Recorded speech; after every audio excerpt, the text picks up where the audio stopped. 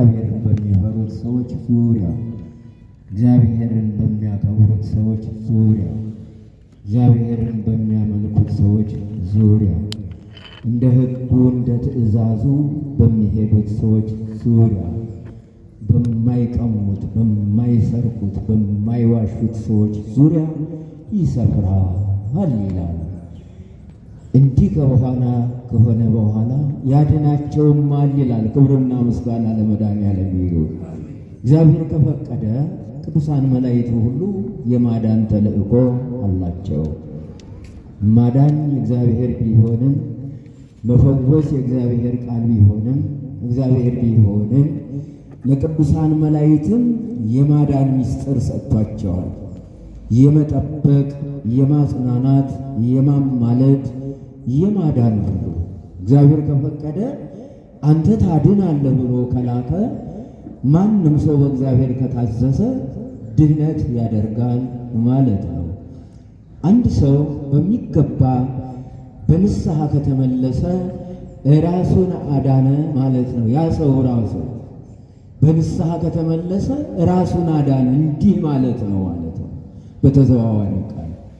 ይሄ በንስሐ የተመለሰው ሰው ደግሞ ንስሐን ቢሰብክ፣ በጎነትን ቢሰብክ፣ መልካምነትን ቢሰብክ፣ ደግነትን ቢሰብክ ለዚያ ለጎረቤቱ ወይም ለወንድሙ ከሱ ጋር ለሚኖረው ድህነት ሆነለት ማለት ነው። ቃሉ የማሆኑ ማለት ነው የእግዚአብሔር ማለት ነው። ለምሳሌ እመቤታችን ዓለምን ሁሉ ታድናለች። እንዴት ባለ ምስጢር አስተውል! እንዴት ባለ ምስጢር እንዴ!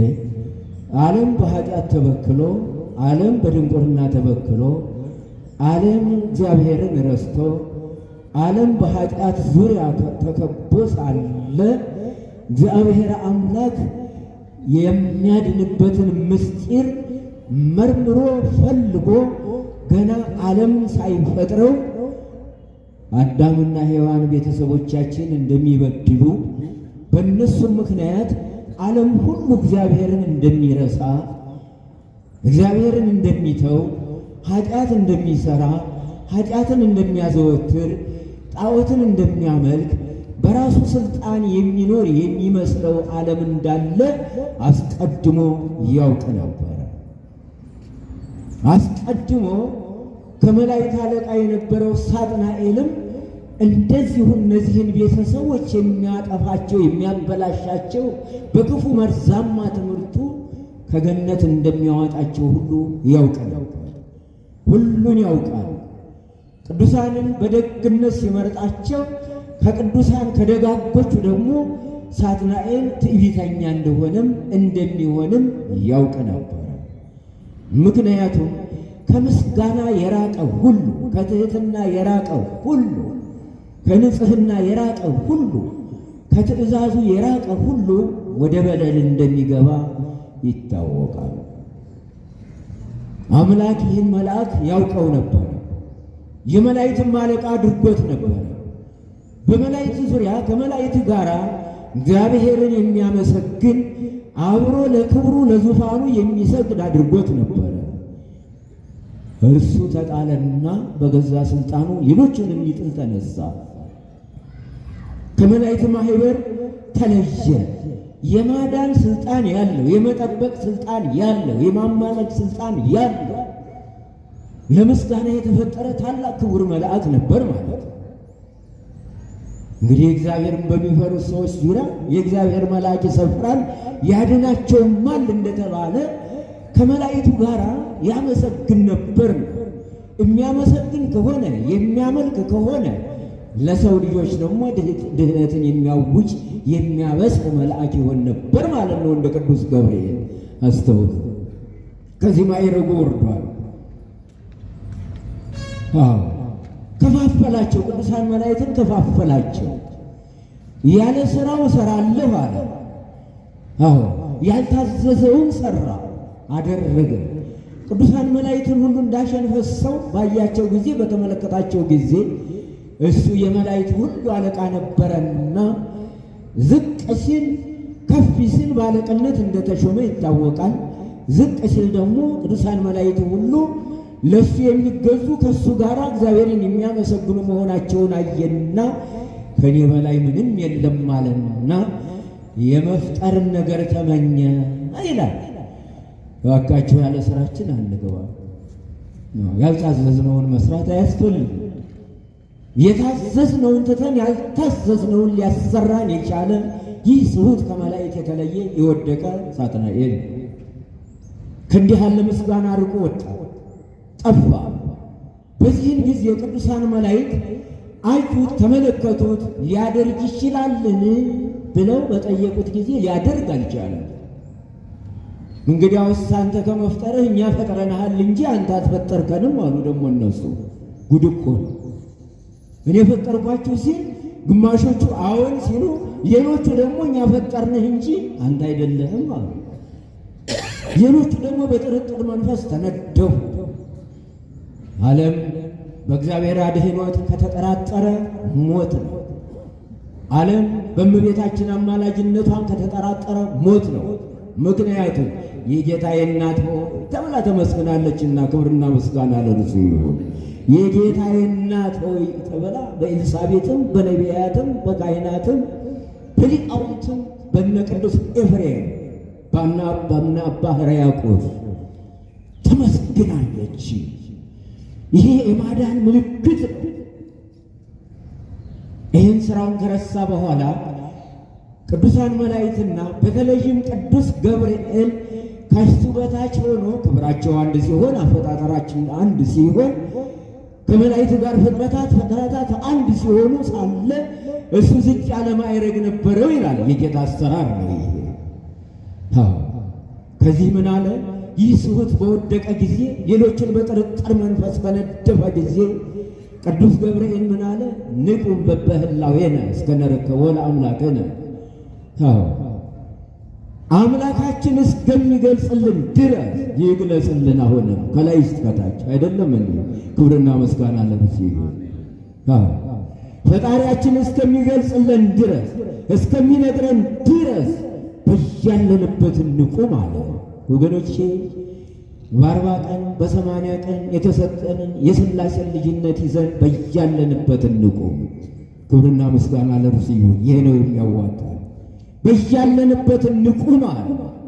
እውነት አምላክ እስከሚገልጽ፣ አምላክ እስከሚሰጠን፣ እስከሚያስተምረን፣ እስከሚያስረዳን ፈጥሮናልና መጠበቅ አለብን። በዚህ ምስጢር፣ በዚህ አነጋገር እሱ ያላቸው ከእሱ ጋር ቆዩት ይላል።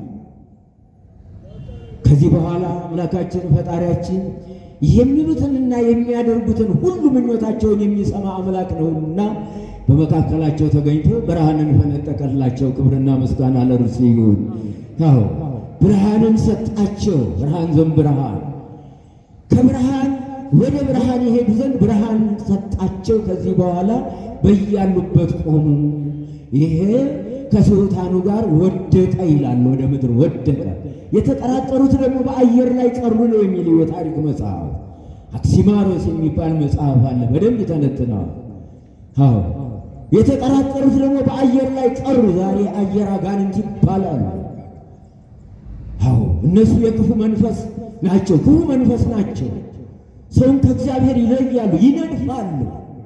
ግን ከእግዚአብሔር ጋር ከሆነ ደግሞ አጋንንትና ሰራዊቱ ሁሉ የሰውን ልጅ አያሸንፍም። ማን አሸናፊ ስላለን? ዓለምን የፈጠረ እግዚአብሔር፣ እርሱ ደግሞ የመረጣቸው ቅዱሳን መላእክት ስላሉ፣ ነቢያት ስላሉ፣ ሊቃውንት ስላሉ፣ ካህናት ስላሉ፣ አስታራቂ ሽማግሌ ስላላችሁ፣ እናቶች አስታራቂዎች፣ መካሪዎች ስላላችሁ ዲያብሎስ ምን ይሆናል? ይሸነፋል። ይሸነፋል። የሉቃስ ወንጌል ምዕራፍ 1 ቁጥር 18 አካባቢ እኔ በእግዚአብሔር ፊት የምቆመው ገብርኤል ነኝ ይላል። ክብርና ምስጋና ለእርሱ ይሁን። እኔ በእግዚአብሔር ፊት የምቆመው ገብርኤል ነኝ። በሳጥናኤል ስል የምቆመው አላለም። እሱንማ ያሸንፈዋል። በእግዚአብሔር ፊት የምቆመው ገብርኤል ነኝ አለ። ለማ ለአባቴም ለወንድሜም ላንተም ለሁላችንም እንዲህ ይላል። ይህን ያለበት ምክንያት ምን ነበረ? እግዚአብሔር ቤተ መቅደስን መስርቷልና፣ እግዚአብሔር ቤተ ክርስቲያንን መስርቷልና በቤተ መቅደስና በቤተ ክርስቲያን የሚያገለግሉ ለምእመናን መሪ የሚሆኑ በኩር የሚሆኑ ሊቃውንትን አባቶቻችንን አስቀምጧልና ከአገልጋዩ ከካህናቱ አንዱ ዕጣ የደረሰው ዘካርያስ የሚባል አንድ ታላቅ ካህን ነበረ። ክብርና ምስጋና ለእርሱ ይሁንና አስተውሉ ወገኖቼ፣ ይህ ካህን ንጹሕ ካህን ነው። ይህ ካህን ልዩ ካህን ነው። ይህ ካህን ልቡ የተመሰጠ ነው። ይህ ካህን የእግዚአብሔርን ሕልውና የተረዳ ያወቀ ነው። በመንበሩ ስር ቆሞ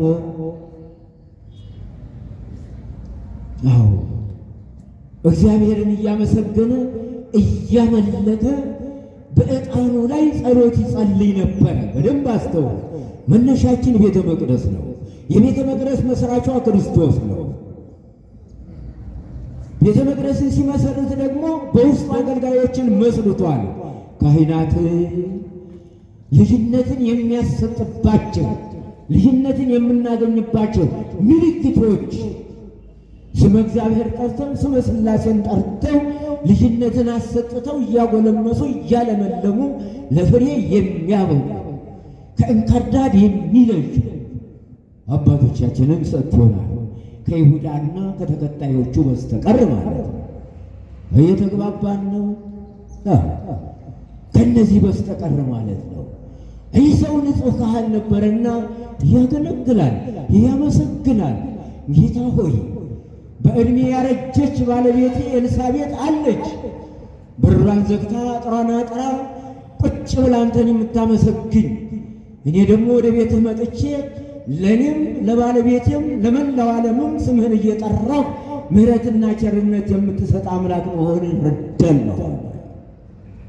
የተረዳ ካህን እንዲህ ነው። ያመነ ካህን እንዲህ ነው። ፈጣሪውን ያመነ ካህን እንዲህ ነው። ምልጃውና ጸሎቱ ለሁሉም ለሰዎች የሚደርስ የእግዚአብሔር መንገድ የሚያመላክት ካህን እንዲህ ነው።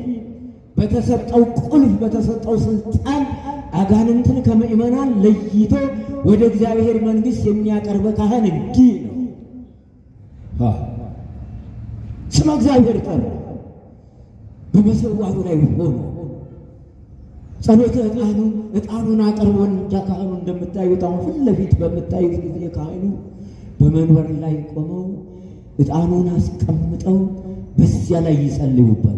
ተወከፈኒ ጸሎቴ ከመ ዕጣን በቅድሜከ እንዳለ ነቢይ እግዚአብሔር ዳዊት። አቤቱ ጸሎቴን እንደ ዕጣን አድርገህ ተቀበልልኝ ብሎ ነው የጸለየው ነቢይ እግዚአብሔር ዳዊት ማለት ነው። ታላቅ ነቢይ ነው። ታላቅ ዘማሪ ነው። ታላቅ ንጉሥ ነው። ልጁን የመከረ ልጁን በወለደው ጊዜ ሲያሳድገው ልጄ ሆይ ሰው ሁን አለ። አቤቱ ጸሎቴን እንደ ዕጣን ተቀበልልኝ።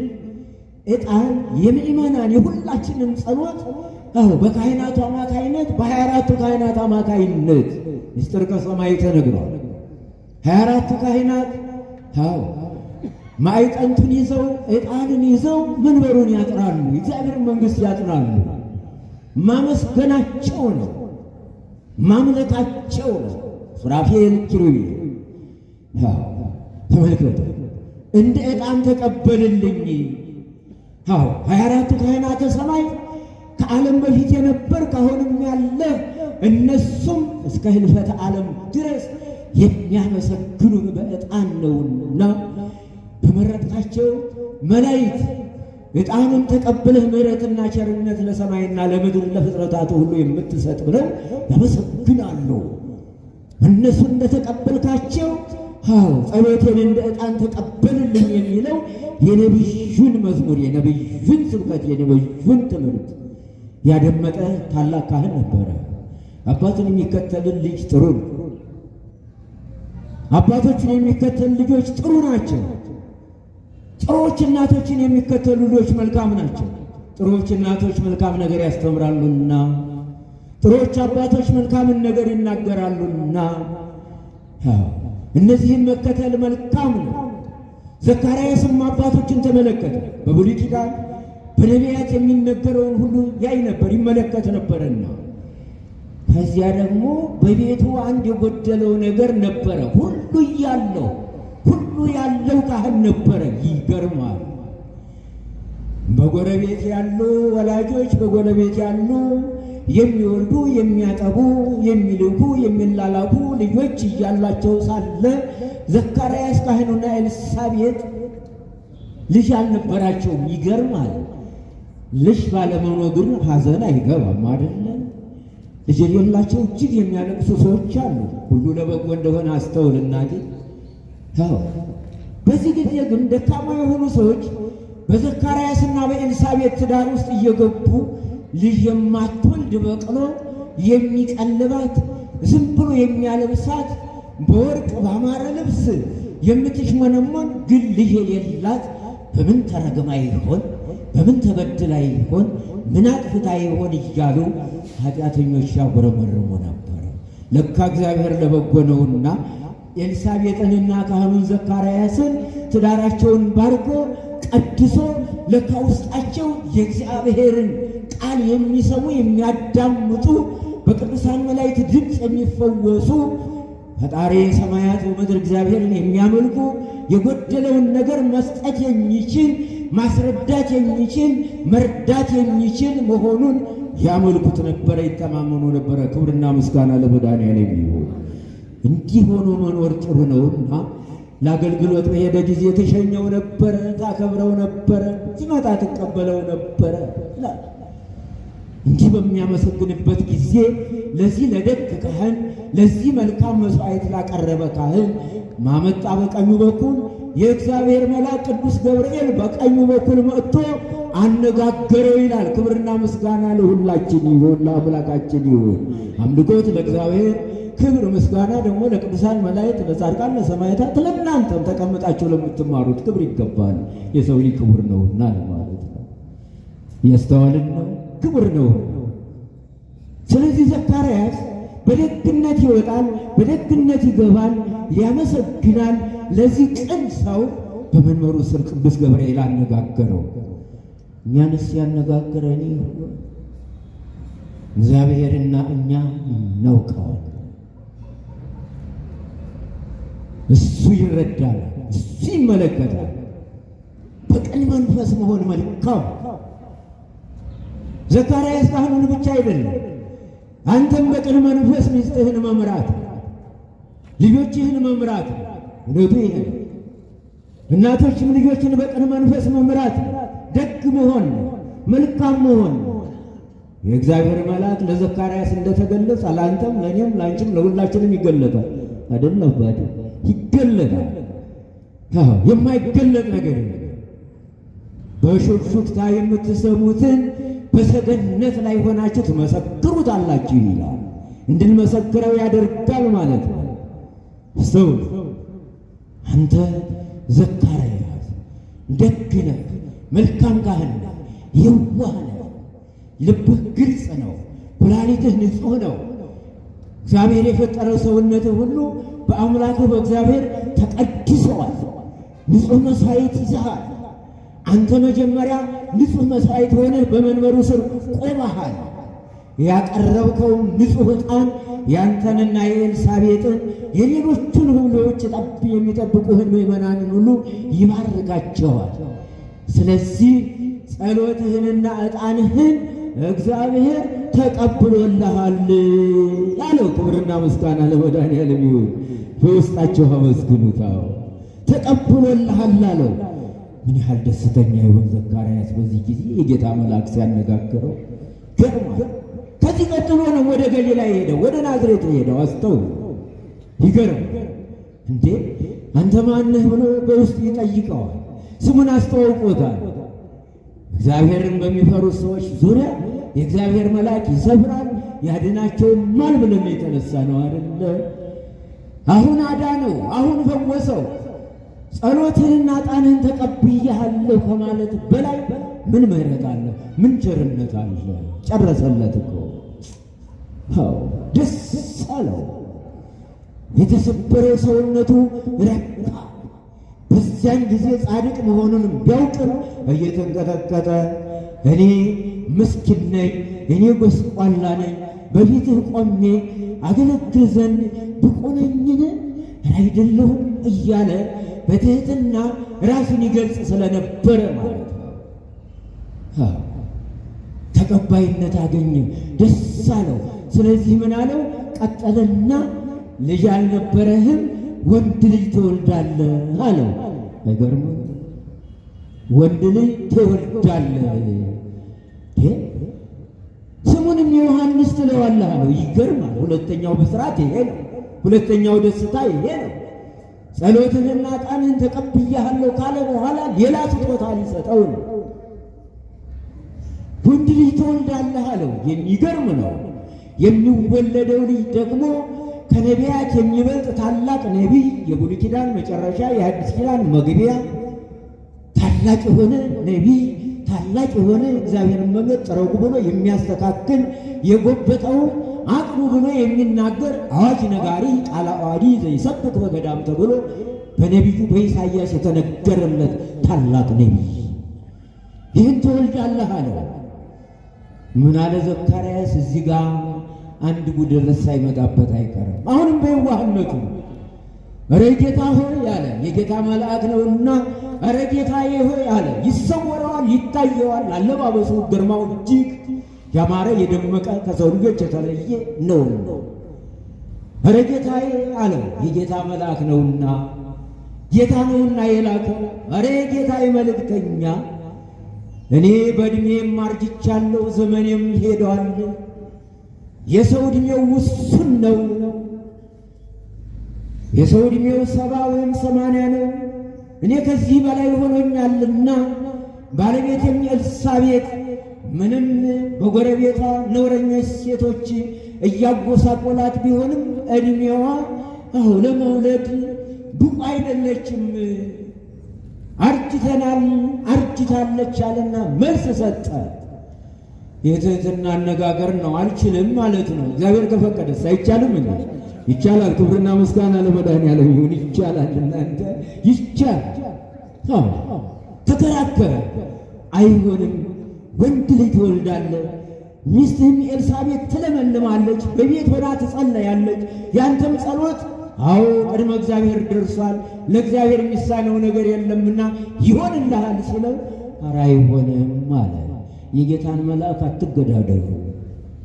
እኛ እዚህ ያለ ነው አይደለም። ምናልባት ከዚህ ወጥተን ተነጥቀን ስንወሰድ ነጣቂዎች ሲመጡ እንዲህ ልንል እንችላለን። ዘካርያስ ለጊዜው ተከራከረ። መከራከር ጥሩ አይደለም።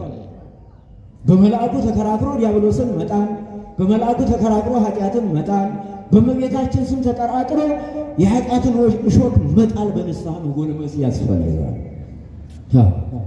ተከራከረ። እንግዲያው ጊዜን አትፍጅብኝ አለ። እንግዲያው ጊዜን አትፍጅብኝ፣ እማትታዘዘኝ ከሆነ እማሰማኝ ከሆነ የምትቃወመኝ ከሆነ በዚህ በታላቅ መሠዊያ ላይ ቆሜ እማትቀበለኝ ከሆነ ይህች አንደበትህ አርጅቻለሁ ብለሃልና ይህችውም ትጠፋለች ያለው። እናንተ ይህችውም ትጠፋለች፣ ይህችውም አንደበትህ ትዘጋለች አለው። ይገርማል። ታዲያ ከጌታ መልአክ ጋር ለምን ትጣላላችሁ? በውጭም ያላችሁ በውስጥም ያላችሁ። ታዲያ ከእመቤታችን ጋር ለምን ትጣላላችሁ? ከድንጋይ ጋር የተጋጨ ይደማል እንጂ ድንጋዩ አይደማም። የእመቤታችንን ክብር ዝቅ የሚያደርግ የለም። እንዲያውም ከፍ ትላለች። እንዲያውም ከፍ ትላለች። እግዚአብሔር የላከው ስለ እግዚአብሔር ይኖራልና ማለት ስለ እግዚአብሔር ስለሚኖር በእግዚአብሔር ውስጥ የሚኖሩ ሰዎችን ብንቃወም ዱዳ ነው። መጨረሻ ደግሞ ትርፉ በግራ ቆሞ ገሃነምን መረከው። ተው እንጂ አትከራከረኝ አለ። እሱ ስለ ማርጀቱ ነው የሚናገረው። መልአኩ ደግሞ ስለ መለምለሙ ነው የሚናገረው። እንዴ ይህን መቀበል አለ። እግዚአብሔር ሲናገር መቀበል አለ። ቅዱሳት መጻሕፍት ሲናገሩ አሁን እሺ በጎ ይሁንልኝ ይደረግልኝ ይሁን በከመ ትቤለኒ ማለት ይገባል እንደ እናታችን። ከዚያ በኋላ አልሰማምና አሁን ከመንበሩ ጀምሮ ወጣ ወጣ እያለ ሲሄድ የለመዱት ምዕመናን ቆመው ሲጠብቁት ይባርከናል እያሉ የሚጠብቁት ሰዎች ሁሉ መናገር ተሳነ። በቃ በምልክት እየተናገረ መንገዱን ቀጠለ። ምን ሆነ? ዱዳ ሆነ ማለት ነው። ያድናቸውም ማል ስንባል ደግሞ አንደበትም ይዘጋሉ ማለት ነው። ቅዱሳን ሄደ፣ ወደ ኤልሳቤጥ ሄደ። እርሷም ተቀበለችው እስከሚሆን ድረስ ነው ያለ መልአኩ የተናገረ እስከሚሆን ድረስ አምላካችን መድኃኒታችን መንግሥቱን እስከሚሰጠን ድረስ ዓለምን እስከሚያሳልፍ ድረስ ይህን ሰሞን ነገረ ምጽአቱ ይናገራል። ዓለምን አሳልፎ ሕይወትን እስከሚሰጠን ድረስ ዱላ ሆነን ሳይሆን አንደበታችን እየመሰከረ ሕሊናችን በንስሐ እየተመላለሰ የተጣላን ካለን እየታረቅን እያስታረቅን መጠበቅ አለብን። እስከሚወለድ ድረስ ዱላ ትሆናለህ ነው የተባለው። መንግሥቱን እስከሚዋርሰን ድረስ ሳንመሰክር አይደለም፣ የመሰከር ንስሐ እየገባን እንደ መልካም ስንዴ በጎተራ ውስጥ መግባታችንን እያመን እንዲህ ልንጠባበቀው ይገባል። እስከሚሆን ድረስ እስከሚወለድ ድረስ እኔ ያልኩት ይሆናልና እስከዚያው ዱላ ትሆናለህ አለው። ይገርማል። 9 ወር ከ5 ወር እስከሚሞላው ድረስ ዱዳ ሆነ። መናገር አልቻለም። ወገኖቼ በኃጢአት ዱዳ እንዳንሆን እግዚአብሔር ይርዳን። በተንኮልና በዝሙትና በተለያዩ ልክፍቶች ተለክፈን ዱዳ እንዳንሆን አምላካችን ይርዳን። ከዚያ ኤልሳቤጥ ለመለመች፣ ጸነሰችው፣ 6 ወር ሆነ። ክብርና ምስጋና ለመድኃኒዓለም ይሁን። ስንት ወር ቀረው? 3 ወር ከ5 ቀን ቀረው ማለት ነው። ዘካርያስ ኤልሳቤጥ ልዩን ያን ስም ሊያወጣ ልትወልደው ስንት ቀን ቀረው? 6 ወር እና 3 ወር 3 ወር ከ5 ቀን ቀረው ማለት ነው። በ6ኛው ወር ኤልሳቤጥ ለምልማ እነዚህ የሚሰልዋት እናቶች በጎረቤት አትወልድ በቅሎ እያሉ የሚያሟት እነሱ ሊያዩኝ አይገባም፣ ወልጄው ልጄን ታቅፌው አዝዬው ያዩኛል እንጂ ብላ አጥሯን አጥራ በሯን ዘግታ ቁጭ ብላ ተጸልይ ነበር። የሰጣትን በረከት ይዛ በውስጥ የያዘችው ነቢይ ታላቅ ነውና ክብር ምስጋና ለመድኃኒዓለም ይሁን። በውስጣቸው አመስግኖትን ይልል ብሏል አለ። እስከሚሆን ድረስ 6 ወር ሲሞላው አቤት ወደ ናዝሬት ወደ አንዲት ከተማ ሄደ ይላል። ማን ሊያገኝ ይሆን? ያቺ ቅድስተ ቅዱሳን ድንግል ማርያም የኢያቄም ልጅ የሐና ልጅ በጸሎት የተገኘች በምህላ የተገኘች በእግዚአብሔር ቸርነት በመልአኩ መስራት የተገኘች በመልካም ራእይና ህልም የተገኘች ያቺ ድንግል ማርያም በዘካርያስ በካህኑ በሌላው ካህን ለዘካርያስ በሚባለው ካህን ደግሞ በዚያ ቤተ መቅደስ እናትና አባቷ አስተዋት ነበር። ክብርና ምስጋና ለእርሱ ይሁን። አጠር አጠር እያለኩ ነው። እሺ አሁን እሷ ደግሞ በቤተ መቅደስ አድጋ ጎልምሳ አድጋ አምራ ደምቃ ቤት እንደ እስራኤላውያን ልጆች እንደ ዕብራውያን ልጆች አንገታቸውን እንደሚያገድፉ እንደሚያገዝፉ ያይደለች ንጹሕ የሆነች የእግዚአብሔር ስጦታ በ3 ዓመቷ የተሰጠች ደስ ይላል። ነቢዩ ሳሙኤልም እንደዚሁ ወደ ቤተ መቅደስ ሄዶ ለካህኑ ለኤሊ የተሰጠ ታላቅ ነቢይ፣ ታላቅ ካህን፣ ታላቅ መስፍን ነቢይ እግዚአብሔር የሆነውን ንጉሥኛ ነገሰ። ክብርና ምስጋና ለእርሱ። እሱም እንዲሁ በ3 ዓመቱ የተሰጠ ነው። አንተ ማስረጃውም ይሄ ነው። ሄደ፣ ወደዚያች ሄደ። አሁን ይቺ እናት በቤተ መቅደስ ትኖራለች፣ በቤተ ዮሴፍ ትኖራለች። ጠባቂዋ፣ ጮኛዋ፣ ሽማግሌው፣ አረጋዊው ከዚህ ዓለም ፍላጎት ፍትወት የተለየ ንጹሕ የሆነ ሽማግሌ በመንፈስ እንጂ በሥጋ ታዞ በሥጋ መንገድ የማይወድቅ እግዚአብሔር የሾመው ለእሷ ጠባቂ ሽማግሌ ለሚያሙት ሐሜተኞች ተው እንጂ ብሎ በሽምግልና የሚዳኝ እሷ የእግዚአብሔር ልጅ ናት፣ የእግዚአብሔር ማደሪያ እንጂ የእናንተ ጣት መዘባበቻ አይደለችም፣ ያማረች ውብ ድንግል ናት እያለ የሚቃወም ያ ሽማግሌ ነበረ። ዮሴፍ አይደለ? በሱም ቤት ሄዳ ውሃ ትቀዳለት ነበረ። ትህትና ነውና ወደ ቤተ መቅደስም ገብታ ከደናግሉ ጋር ወርቅና ሐር እያስማማች ካህናቱን ታከብር ነበረ። ቤተ መቅደስ ታከብር ነበረ። ግቢውን ታከብር ነበረ። የጸዳች ናት እሷ።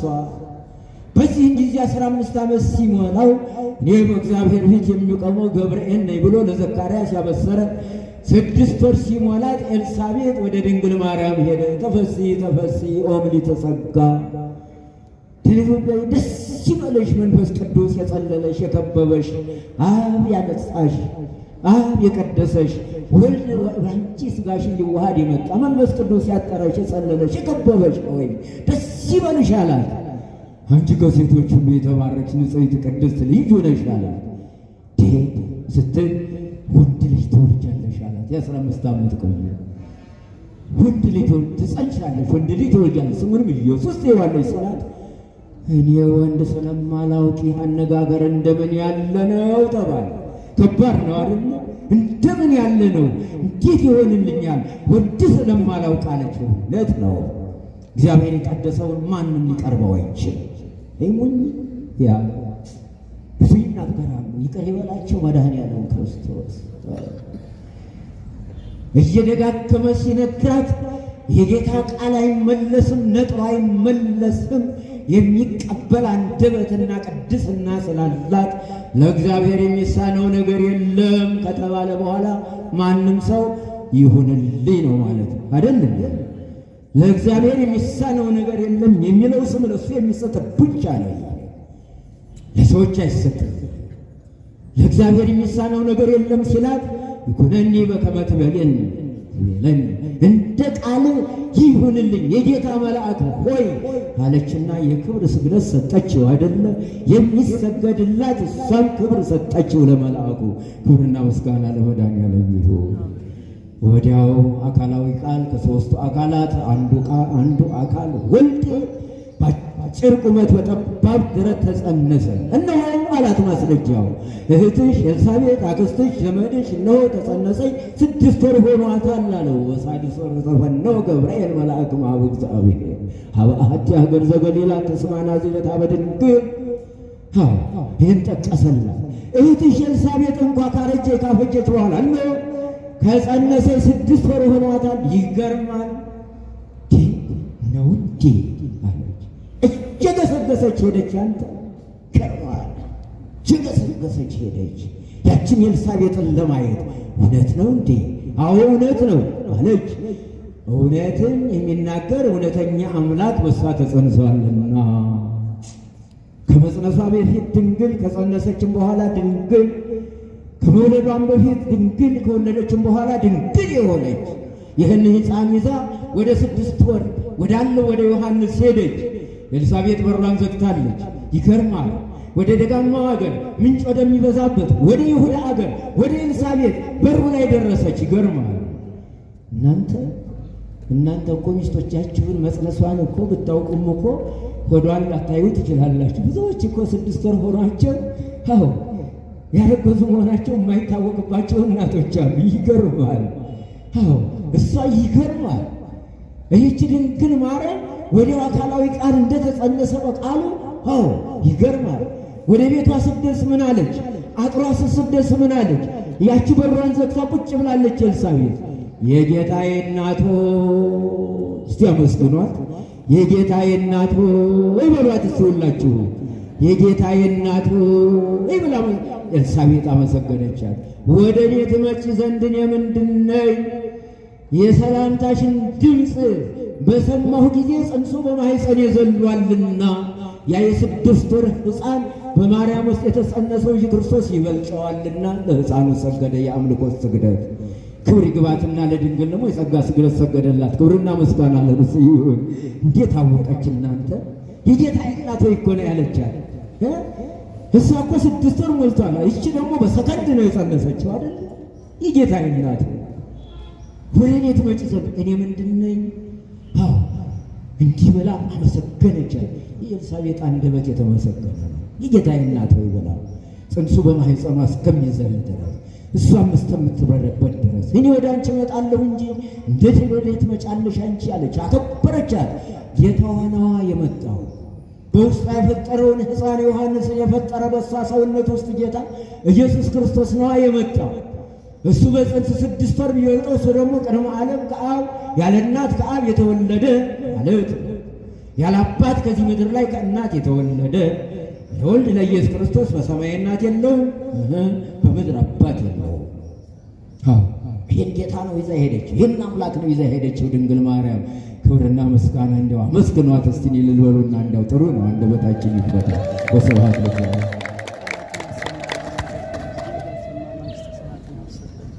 የቃሉ ባለቤት አምላካችን ስሙ የተመሰገነ ይሁን። ስሙ የተመሰገነ ይሁን። ለአባታችን ለመጋቤ ሃይማኖት ቆሞስ አባ ኃይለ ሚካኤል ቃልዎት ያሰማልን። የአገልግሎት ዘመናቸውን ይባርክልን እግዚአብሔር አምላካችን። ስሙ የተመሰገነ ይሁን። አመስግኑት እግዚአብሔርን።